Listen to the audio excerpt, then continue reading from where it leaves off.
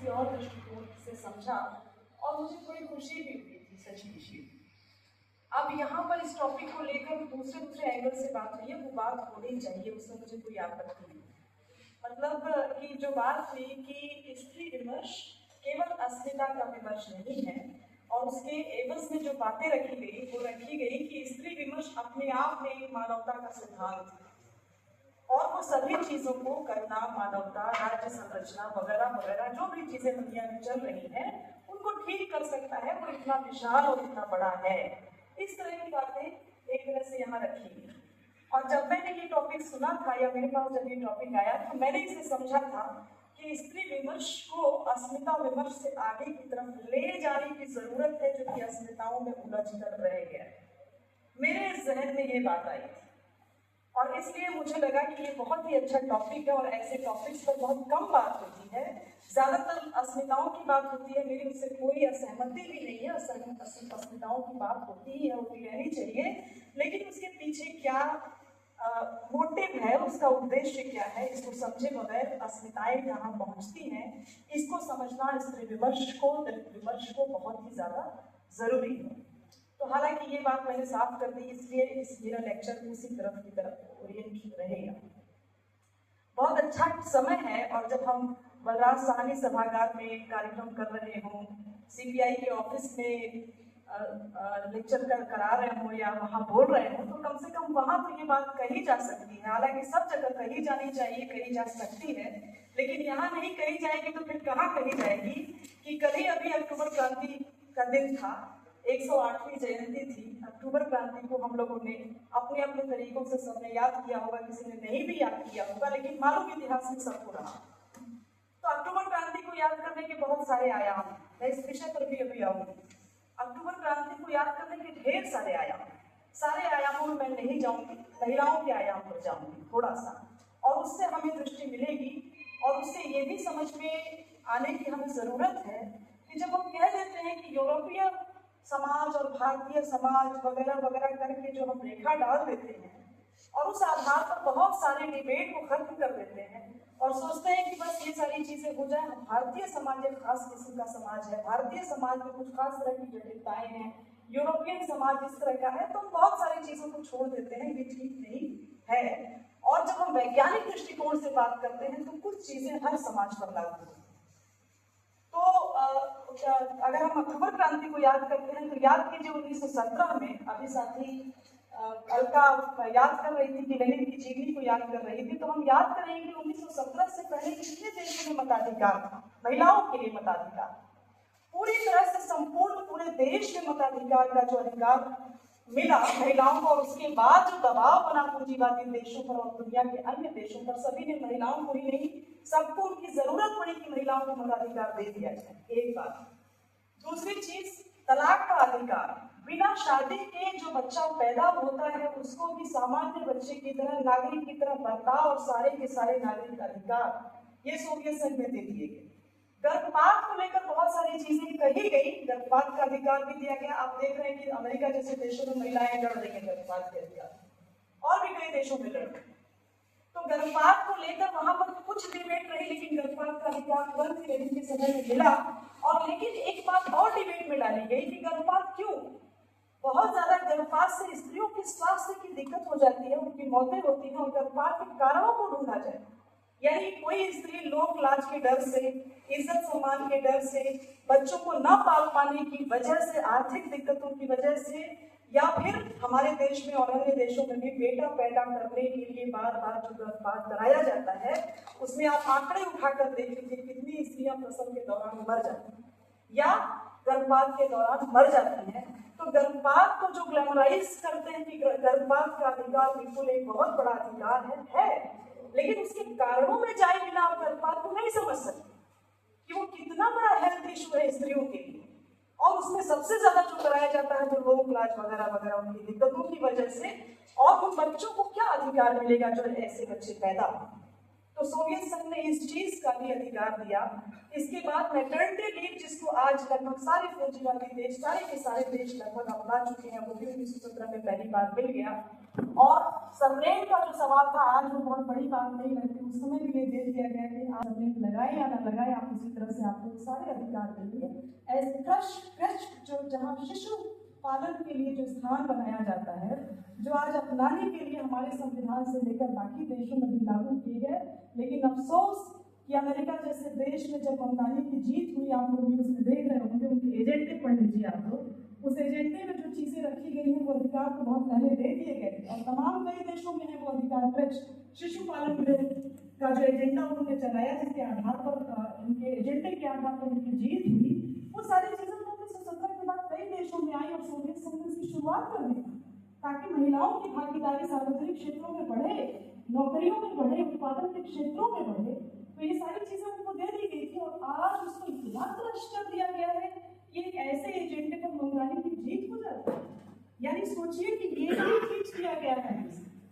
ये जो बहुत ही मौलिक और बुनियाद बहुत पहले हम लोग था, उस एक एजेंडे को लेकर बंगाली अपने चुनाव में खड़े होते हैं और जनता एकजुट हो जाती है। यातायात के सवाल पर एकजुट हो जाती है, क्रच के सवाल पर एकजुट हो जाती है, महंगाई और सामुदायिक तरीके से किस तरह से राशन वगैरह जनता को मिले, इस पर एकजुट हो जाती है, जो हमें बहुत पहले सोवियत संघ की क्रांति के बाद दिए थे और उसको तोड़ दिया गया। आज उनकी छोटी छोटी चीजों के लिए सोच रहे हैं कि बहुत भारी चीज हो गई है अमेरिका में, न्यूयॉर्क में जीत हुई है। मैं उस जीत को कोई कम करके नहीं आंक रही, मैं सिर्फ आपको रीजन बता रही हूँ ऐतिहासिक आधार पर। तो आज इस सभागार में कम से कम उस दिन को याद करते हुए हम ये सोच सकते हैं कि हमने क्या खोया और क्या पाया, और अस्मितावाद क्या होता है, अस्तित्व और अस्मिता में क्या फर्क होता है। अस्मिता होती है कि कई तरह की अस्मिताएं होती हैं, और अगर किसी चीज को समाज में समझना हो तो किन आधारों पर समझा जाए। स्त्री विमर्श एक बहुत ही जटिल विषय है। स्त्रियों के साथ शारीरिक, मानसिक तमाम तरह की दिक्कतें और शोषण का उनके साथ जो रूप है उस पर मुझे कुछ नहीं कहना। अभी साथी बोल रही थी कि पूरा दिन ही गुजर जाए, सिर्फ घटना ही खाली अगर हम लोग गिनाने लगे तो इसलिए मैं समझती हूँ कि इसको समझा कैसे जाए, अस्मिता क्या होती है। और इसीलिए मैं आपके पास ये एक किताब लेकर आई थी ताकि आपको, इसका अनुवाद बहुत ही खराब है, बहुत ही खराब अनुवाद है, लेकिन ये किताब आप पढ़ सकते हैं, घरेलू काम और बाहरी काम नायकम्मा की किताब, और बहुत कम लोग उनको जानते हैं। हालांकि उसका अनुवाद आ चुका है, हिंदी में भी उसका अनुवाद आ चुका है, तेलुगु से अंग्रेजी में भी उसका अनुवाद आ चुका है। तो जाति के प्रश्न पर और स्त्री विमर्श के प्रश्न पर अस्मिताएं कहाँ पर टकराती हैं और कौन सी अस्मिता को हमें पकड़ने की ज्यादा जरूरत होगी, जिससे हम समुचित संरचना को हिला सकते हैं या उसको आगे बढ़ा सकते हैं। इसलिए इसको पढ़ना जरूरी है, क्योंकि इकोनॉमिक्स के आधार पर श्रम के संबंधों क्या है। आप सभी जानते हैं कि किसी भी समाज को समझना हो तो समाज बना किससे, किसी न किसी चीज से बना है। हम ये चीज जो इस्तेमाल कर रहे हैं, सारी चीजें ये कहीं ना कहीं से बनी है।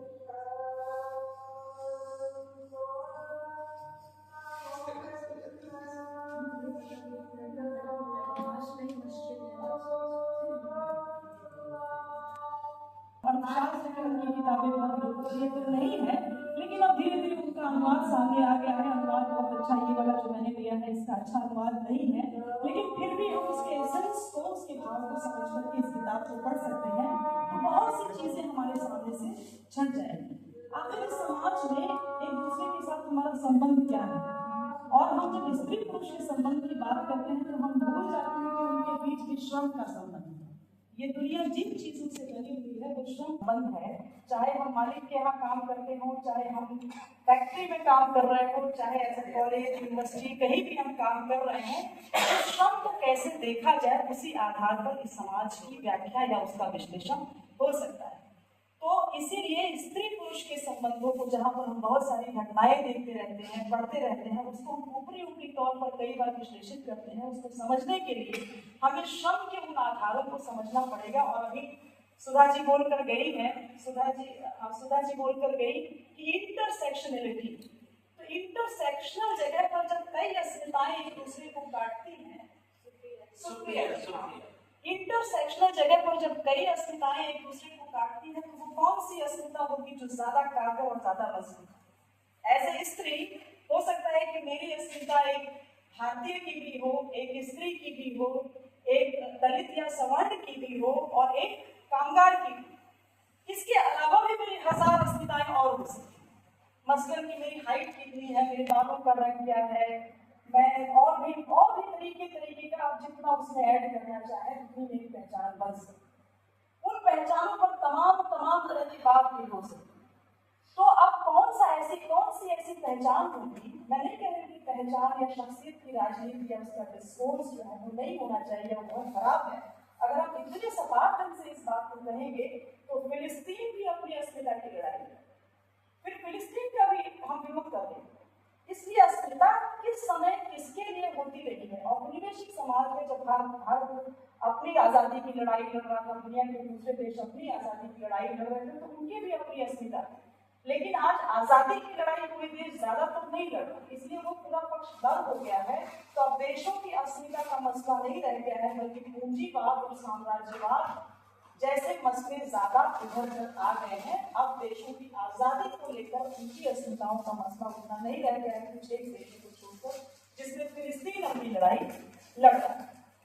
तो उदाहरण के रूप में मैं बोल रही थी कि मेरी भी कई पहचान हो सकती है, आप सबकी तमाम पहचानें हो सकती हैं। तो वो कौन सी पहचान होगी जो उस समस्या को जड़ से हिला। हो सकता है कि मैं दलित या किसी और एंगल से अपनी पहचान रखती हूँ, तो कुछ चीजें मुझे जरूर उसमें मुझे अपनी लड़ाई लड़नी चाहिए, उसके आधार पर मेरा अपमान या उसके आधार पर मेरा शोषण नहीं होना चाहिए, जेंडर के आधार पर मेरा शोषण नहीं होना चाहिए। लेकिन जो मैंने आपसे कहा कि श्रम का जो संबंध है, एक कामगार का जो मेरा रूप है जो राज्य को हिला सकता है, और अगर मैं अपना काम रोक दूँ या उस काम के आधार पर सवाल करूंगी, अभी साथी बोल रही थी कामगार वर्ग से किस तरह से जुड़ी हुई है और कैसे उसमें काम करती है, तो अगर मैं उस अस्मिता को ज्यादा आगे करती हूँ तो मैं ज्यादा अधिक लोगों को प्रभावित कर सकती हूँ, ज्यादा अधिक राज्य को झुका सकती हूँ, ज्यादा अधिक अपनी बातें मनवा सकती हूँ। छोटी छोटी अस्मिताओं का अपना महत्व है, लेकिन वो हमारी कोई मंजिल नहीं बनाता है, बल्कि राज्य उसको एप्रोप्रिएट करता है। एप्रोप्रिएट यानी समायोजित करता है। उदाहरण के तौर पर सभी साथियों ने कहा कितनी पेट्रियार्की, कितनी ट्रोलिंग, कितने सारे शोषण और दमन के बाद हमारे यहाँ की लड़कियों ने वर्ल्ड कप जीता, और ये कितनी बड़ी बात थी कि कितने सालों बाद वो उस जगह पर पहुंची और कितने दबावों से गुजरी होगी, किसी के पास कुछ नहीं था, कितनी लड़कियां किस किस अवस्था में कैसे कैसे खेली होगी, क्या क्या उनके साथ हुआ होगा, तो हम आप अभी भी नहीं जान सकते। उनकी कहानियां हमें नहीं पता, वो पहुंची बहुत स्ट्रगल के साथ, लेकिन जब वो वहां पहुंची तो उनके स्ट्रगल को भी राज्य कैसे एप्रोप्रिएट करता है या कर सकता है, और आप देखिएगा कि करेगा। तो आप देखिए उनके स्ट्रगल को मैं बिल्कुल कम नहीं आती, मुझे बहुत खुशी होती है कि लड़कियां इस तरह से लड़का लाख के ऊपर कुछ भी चलाइए वो निकल के बाहर आ रही है, लाख रेप हो रहे हैं लेकिन वो जा रही है और अपनी हैसियत बता रही है। लेकिन आप देखिए जब उनको राज्य की तरफ से तमाम चीजें मिलनी शुरू होगी, वो उनको एप्रोप्रिएट करेंगे, वो ऐसी चीजें उनके सामने रखेंगे जिससे कि वो कभी भी विनेश फोगाट, साक्षी मलिक या जैसी और स्त्रियां जिनके साथ इस तरह का दुर्व्यवहार इसी खेल की राजनीति में हुआ, वो सोचेंगे कि अगर हम बोलेंगे तो अगला T20 का हमको नहीं मिलेगा, तो हमारी अस्मिता का क्या होगा। बड़ी मुश्किल से पितृसत्ता को तोड़कर हम यहाँ पहुंचे हैं, हमारे माँ बाप ने इतना लगाया है, जनता हम पर इतना भरोसा करती है, अभी हम बोलेंगे तो कल को हमको वो मैच नहीं मिलेगा, अभी हम बोलेंगे तो फिर हमारी दिक्कतें शुरू हो जाएंगी। तो वो उस पर कितना बोलेगी कितना नहीं बोलेगी मैं नहीं जानती, लेकिन हम सभी जानते हैं कि उसको एप्रोप्रिएट कैसे किया जाता है। और वो नहीं बोलेगी क्योंकि जब मैच हो रहा था ऑस्ट्रेलियाई टीम की एक महिला खिलाड़ी जो थी उनके साथ छेड़खानी हुई बाकायदा दैनिक तरीके से मुंबई में इसी मैच में, और अगले दिन उस टीम के खिलाड़ियों ने काले रंग का यहाँ पट्टा बांधकर खेल रही थी, लेकिन हमारी टीम के किसी खिलाड़ी ने उस पर कोई आपत्ति दर्ज नहीं की। और विजय बर्गेल का बयान आता है कि महिला खिलाड़ियों को अकेले नहीं घूमना चाहिए, ऐसे ही कुछ उनका बयान आता है। पीटी उषा का बयान आपने सुना ही, जब साक्षी मलिक वाला और विनेश फोगाट जब सड़क पर थी और लड़ रही थी, तो पीटी उषा का बयान कितना घटिया और वाहियात था। पीटी उषा जब हम लोगों की ऐसे पर आदर्श बनी और खेल में उन्होंने क्या दिमाग रचा, उनका क्या बयान। तो दोस्तों समझने वाली बात ये है कि ये राज्य जो है वो इतना पूंजीवादी और साम्राज्यवादी ढंग से शातिर है कि वो हमारे और आपके स्ट्रगल उस स्ट्रगल को जिसे हमने बरसों बहुत खींच करके निकाला है, उसको थोड़े थोड़े थोड़े थोड़े अपने मुनाफे में जो पाई हुई चीज है उसमें से एक हिस्सा दे देता है, और उस हिस्से के बदले में आपके स्ट्रगल को गड़प कर जाता है, और धीरे धीरे धीरे धीरे आप उस पर कोई सवाल नहीं करते, और आपको लगता है कि ये आपका कमाया हुआ अपना संघर्ष है, और इसे आप खो देंगे तो आप देश और दुनिया और खुद अपने नाम से वंचित हो जाएंगे, अपनी अस्मिता से वंचित हो जाएंगे। इस तरह से राज्य तमाम अस्मिताओं को अपने अंदर खत्म कर देता है, और यही नहीं करता, वो फंड करता है। वो बहुत सारे ऐसे अस्मिताओं पर कार्यक्रम से ले करके तमाम चीजें, रिसर्च, बाकी सब चीजों को लेकर फंड करता है, और फंड के आधार पर जो उसका मुनाफे की जो उसकी हिस्सेदारी होती है, उन अस्मिताओं को थोड़ा थोड़ा बांट करके महिलाओं के भीतर भी वो सारी चीजें पैदा करती है।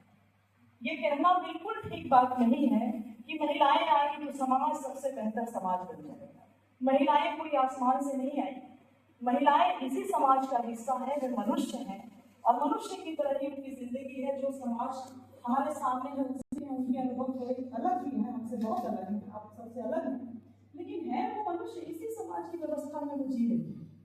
तो वो अगर आ जाएंगी तो व्यवस्था पूरी तरह से ठीक हो जाएगी, युद्ध नहीं होंगे, तमाम चीजें बहुत शांत हो जाएंगी, ऐसा नहीं होगा। महिलाओं का भी एक वर्ग है, और इन्हीं साथी को अगर हम ध्यान रखें तो ध्यान देना चाहिए कि इनके यहाँ शिविर लगते हैं, वहाँ पर मीटिंग्स होती हैं, लेकिन वहाँ पर कोई नहीं उस तरह से आ पाता है, कोई नहीं जाता है। और कोई साथी बोल रहा था कि दुख ही हमें एक प्लेटफॉर्म पर खड़ा करता है, सही बात है, लेकिन इसके बावजूद उसकी गहराई में जब हम जाएंगे तो हम देखेंगे कि महिलाओं का भी वैसा ही वर्ग है, और हम जो मध्यवर्गीय महिलाएं हैं, जो पढ़ी लिखी महिलाएं हैं, जो कथित रूप से पढ़ी लिखी और ज्ञान को लेकर बैठी हुई महिलाएं मानी जाती हैं, उन महिलाओं को जरूर उनके ऊपर कुछ दया और करुणा दिखा करके उनको पकड़े कि नहीं नहीं, हमें ग्रामीण महिलाओं का भी सहयोग लेना चाहिए, उनकी भी जिंदगी में बड़ा संघर्ष नहीं। वो महिलाएं जो कामगार महिलाएं हैं, उनके पास वो ताकत और क्षमता है, वही अपनी ताकत को भी उत्पादन के आधार पर जो अगले समाज में अगला काम करेगी। आपको उनकी जरूरत है, उनको आपकी उनकी जरूरत नहीं है जितनी आपको उनकी जरूरत पड़ेगी।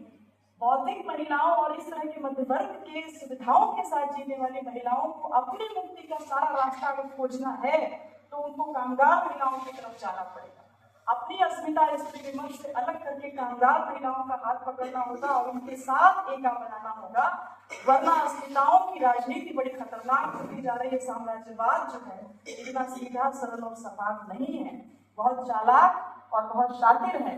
वो जानता है कि जैसे जैसे सुपर मुनाफे में देश और राज्य बनते जाएंगे, उस मुनाफे का छोटा सा हिस्सा इन अस्मिताओं को आप बांट दीजिए और राज्य में उनको एप्रोप्रिएट कर लीजिए। इस आधार पर वो आपकी सारी पहचानों को अपने साथ लेगा और पहचान के आधार पर हमें लड़ाई और भिड़ाई भी रहेगा। हम भूल जाएंगे, हम भ्रम में आ जाएंगे कि हमारी असली ताकत कहाँ पर छिपी। इसलिए एक छोटा सा उदाहरण, इसी से मैं बस 5 मिनट में मैं आपको पढ़ दूं। अभी बात हो रही थी कि वो कामगार महिलाएं कौन सी हैं, तो मैं चाहती थी कि उस मुनाफे को भी और कामगार महिलाओं की स्थिति को जिसमें हम सुधारने के लिए जाते हैं।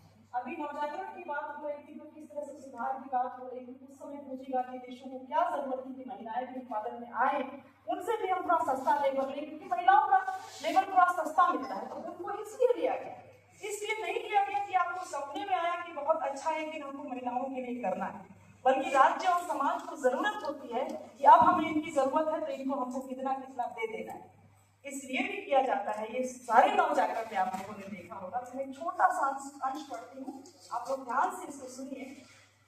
जो महिलाएं जिनके पति जो है बिना श्रम के, शोषक समाज जो होता है वो दूसरे के श्रम के आधार पर जीवित रहता है, तो कहती है रंगनायकों बोलती है, जैसे जैसे उनके पिता और पति नियमित तौर पर नए नए अनाथ बच्चों और बेसहारा महिलाओं का उत्पादन करते जाते हैं। ध्यान रखिए, बेरोजगारी जो आ रही है ये उत्पादित की हुई बेरोजगारी। लगातार 12 घंटों का श्रम लेबर आवर जो काम के घंटे हैं वो 10 से 12 घंटे कर दिए, जबकि मशीनें हो गई है बहुत तेज, 1 घंटे में वो बहुत सारा काम कर दे रहे हैं। इसके बावजूद मजदूर लगे हुए हैं, तो यानी कि 2 या 3 मजदूरों का काम एक मजदूर कर रहा है, तो वो जो बाकी 2 मजदूर बचे वो बेरोजगार हैं। तो उस बेरोजगारी से बचे हुए लोग जो पूंजीपति जो है उसको अनाथ करता जाता है, बेसहारा करता जाता है, वैसे वैसे सामाजिक कल्याण के लिए समर्पित ये पूंजीपति महिलाएं ब्यूटी पार्लरों से आने के बाद गरीब और बेसहारा औरतों के बीच इस बात पर जोर देके जाती हैं कि वे पहले अपने आप को शिक्षित करें। शिक्षित को कोटल अभी आप बोल रही थी तो इसलिए मैं पढ़ रही हूँ कि पहले देखिए शिक्षा सबसे बड़ी चीज है, ये शिक्षित नहीं है इसीलिए समाज आगे नहीं बढ़े। फिर भी अगले काम के तौर पर उन बेसहारा औरतों को उनके बच्चों को पढ़ाने का ज्ञान बांटने जाती हैं, लेकिन ये गरीब महिलाएं वो सब बनने और करने में सक्षम तो होती नहीं जो बनने और करने के लिए उनसे कहा जाता है, और वे इन सब बातों को सुनकर इस तरह हैरान रह जाती है कि मानो उन्होंने कोई विलायती भाषा सुन ली। इस सब तमाशे के बाद और थोड़ा मौका पाकर ये गरीब बेसहारा औरत फिर से अपनी आप बीती सुनाने लगी।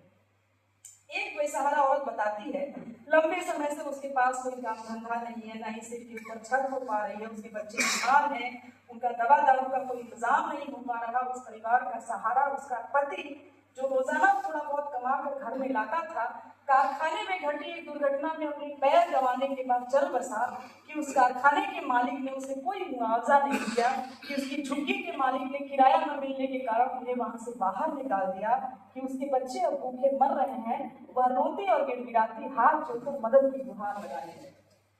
ऐसी दूसरी महिलाएं भी इसी तरह अपना दुखड़ा रोने लग जाती हैं, जैसे कि वे सभी किसी बड़ी जल्दी में हों। सभी कहानियां एक जैसी लगती है, पति मर चुके हैं या किन्हीं कारखानों में हादसों में अपने हाथ पैर खो चुके हैं, उधार देने वाले की झोपड़ियों पर भावा बोल चुके हैं, बच्चे बीमार हैं, खाने को दाना नहीं है, कपड़े नहीं है, घर नहीं है, ये नहीं है, वो नहीं है, सब कुछ नहीं है, नहीं है, नहीं है, नहीं है, इसके अलावा उनके पास कोई शब्द नहीं रहता।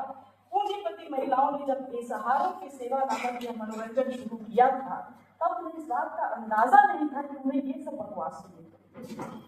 मतलब वो अपने मनोरंजन के लिए जब उनके पास समय बचता है सारी चीजों के करने के बाद, क्योंकि पतियों के कमाए हुए मुनाफे की हिस्सेदार वो घर में बैठी हुई पत्नियां भी होती, जब वो खाली होती हैं तो उनको एक मनोरंजन चाहिए समाज सेवा और सुधार।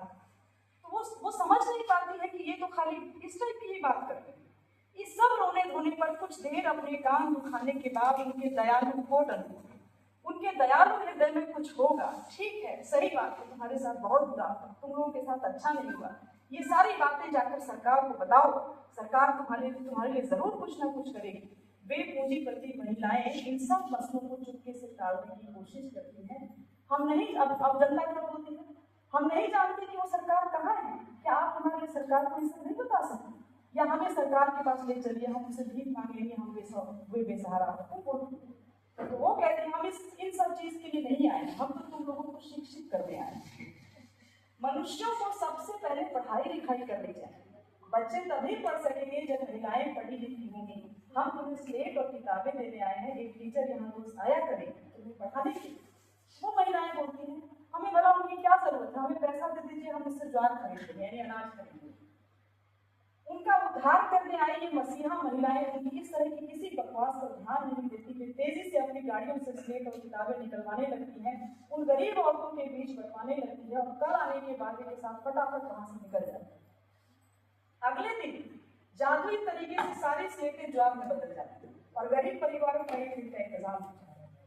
जिस दुकान से वो स्लेट खरीद के लाती है बांटने के लिए, उनके जाते ही सारी स्लेट इकट्ठा करके उस दुकान को ताजा ताजा महिलाएं बेचती और उससे जो है वो अनाज खरीद लेती है और उनका भरण पोषण हो जाता है। तो इस तरह आप देखिए कि जो सुधार और बाद में जब ये सारी कवायद के बाद 3-4 दिन बीतते हैं तो वो आती हैं कहती हैं बुर्जुआ महिलाओं के सारे ख्वाब जल्द ही उड़न शुरू हो जाते हैं। 2 सप्ताह के अंदर ही ये महिलाएं समाज सुधार की इस बकवास से परेशान होकर कहती हैं कोई फायदा नहीं, आप इन बेवकूफ औरतों को कुछ नहीं सिखा सकते, आप इन्हें नहीं बदल सकते। मेरे डॉक्टर ने मुझे सलाह दी है कि कुछ दिन आराम करो, किसी पहाड़ पर जाओ और इस तरह के बहानों के साथ वे इस पूरे परिदृश्य के साथ गायब हो जाए। मेरे डॉक्टर ने मुझे सलाह दी है कि मैं कुछ दिन आराम करूं। तो इस तरह से जो ये सुधार का जो मनोरंजन चलता है और मुनाफे की हिस्सेदारी में महिलाएं भी उनकी शामिल हैं। हमें ये ध्यान देना पड़ेगा, मैं संक्षेप में समेट रही हूँ कि घरेलू महिलाएं, मान लीजिए कि आपके यहाँ पति जिस जगह काम करता है, मध्य वर्ग या एलीट क्लास का पति, उसका जो मुनाफा आता है उसकी हिस्सेदार उसकी पत्नी भी बनती है, और अगर पत्नी नौकर या नौकरानी नहीं लगाती है तो वो घरेलू काम खुद करती है। उस घरेलू काम का क्या महत्व है, क्या वो घरेलू काम श्रम के बदले मूल्य पैदा कर है। अगर वो मूल्य पैदा नहीं करता तो वो अभी हिस्सा नहीं होता है वहाँ। अगर वो मूल्य पैदा कर रहा है, यानी कि मजदूर जो है अपनी पत्नी के हाथ का खाना खाकर अगले दिन मजदूरी करने लायक बन जाता है, तो इसका मतलब है कि उस महिला के श्रम का भी एक मूल्य है और उस मूल्य की गणना अभी तक नहीं की गई है। इसीलिए रोजा नजरबंद ने कहा कि जिस दिन दुनिया के श्रम का क्या हिसाब होगा उस दिन दुनिया की सबसे बड़ी चोरी पकड़ी जाएगी। और इसी तरह कुछ महिलाएं जो नौकर नौकरानी और बाकी हर काम के लिए जो कामगार औरतों को लगा लेंगी, वो उस टाइम पर उस मुनाफे से मनोरंजन जैसे सुधार करती हैं और वो कभी भी समझ नहीं पाते थे कि महिलाओं की समस्या क्या है। इसलिए दोस्तों बहुत सारी बातें और थी, लेकिन बहुत समय कम है। मैं एक पहला इंस्टेंट है जिसमें हम अपने आप को पहचानते हैं कि हम क्या हैं, हमारी ताकत क्या है, हम समाज में बने कैसे। ये सारी चीजें दुनिया के ये सारे सामान बनाता कौन है और उसमें हमारी क्या हिस्सेदारी है, और अगर हमारी हिस्सेदारी है तो हम क्या करें। अंतिम बात ये कि ये खाली समस्या गिराने की बात मैं नहीं कह रही हूँ, ये पूंजीवादी समाज में तो कतई बदलने वाला नहीं है। वो उलट फेर करके आता रहेगा और मंगानी जिस तरह के छोटे छोटे एजेंडे को लेकर के आए, इस पर भी इतना हंगामा हुआ, उस तरह की चीजें बनती जाएंगी। ये तभी हल होगा जब हमें काम के घंटे को कम कर दिया जाएगा पुरुषों के भी, और वो आधे वक्त घर का काम करेंगे, और महिलाओं के आधे वक्त घर का काम छोड़ करके उनको उत्पादक श्रम में लगा दिया जाएगा, ताकि दोनों के पास उत्पादक और अनुत्पादक दोनों तरह के श्रमों का बराबर हिस्सेदारी होगी। तब ये शोषण भी मिटेगा, दैहिक यौनिक शोषण भी उसी के साथ मिटेगा, वरना ये शोषण नहीं मिटने वाला है। आर्थिक आधार ही तो आधार है, हालांकि आर्थिक आधार के बाद तेजी से नहीं खत्म, लेकिन उसी के बाद धीरे धीरे होगा। यानी कि अगर पति 4 घंटे बाहर काम करके आता है तो बाकी दिन वो अपने घर का काम करे, और महिला 2-3 घंटे घर का काम करती है तो 4 घंटे बाहर का काम करे। इस तरह दोनों ही जगहों पर उनकी बराबर की हिस्सेदारी होगी। तो जब दोनों ही इस तरह के श्रम में लिप्त होंगे तब वो ज्यादा बराबरी की बात कर सकेंगे। तो इस गैर बराबरी का जो आधार है वो दोनों का आर्थिक और श्रम के संबंध का आधार है, और अस्मिता विमर्श हमें कभी भी श्रम के संबंधों से नहीं जोड़ता। अक्सर वो रिड्यूस कर देता है दूसरे मुद्दों पर। वो मुद्दे भी इम्पोर्टेंट है, कभी नहीं कहती कि वो मुद्दे इम्पोर्टेंट नहीं है, लेकिन अगर उन्हें हमें हल करना है तो हमको उनके बेस में जाना पड़ेगा। तो श्रम के संबंध को, इस आधार को समझकर उसी पर पहली जोड़ करनी पड़ेगी, वरना हम ऊपर की बहुत सारी चीजों, घटनाओं दर घटनाओं का विश्लेषण करते रहेंगे, लेकिन कभी भी उस बदलाव की तरफ नहीं जा पाएंगे जो वाकई में। और इसके लिए हम लोग, मैं एक किताब और प्रस्तावित करके जाना चाहती हूँ। उस किताब के अलावा लेनिन उस किताब से प्रभावित होकर उन्होंने एक किताब लिखी थी, सैद्धांतिक किताब, वो बड़ी सैद्धांतिक किताब है, लेकिन उन्होंने एक उपन्यास के आधार पर किताब लिखा। चेरिश मसीह की किताब है क्या करें। उसमें स्त्री जीवन की यही करना है कि कैसे वो सामुदायिक रसोई, सामुदायिक काम करने के ढंग को विकसित करके महिलाओं को सशक्त करती है और एक समान समाज बनाने के लिए उद्यम करती है, उपक्रम करती है। तो वो नॉवेल बहुत पुराना नॉवेल है, उस नॉवेल को आप लोग पढ़िए, जिसके आधार पर लेनिन ने इतना बड़ा सिद्धांत, इतनी बड़ी सिद्धांत की किताब लिखी। अस्मिता हमारा एक पहला स्टेप हो सकता है, लेकिन उसमें उलझाना हमारी राज्य संरचना का एक ढंग है, जिसमें उलझ कर हम अपने संघर्ष को भी उनको सौंप देते हैं, उसके बाद हम क्रिएट हो जाते हैं। इसलिए इस विषय को मैंने दूसरे ढंग से लिया, उसी ढंग से रखने की कोशिश की। बहुत बहुत शुक्रिया।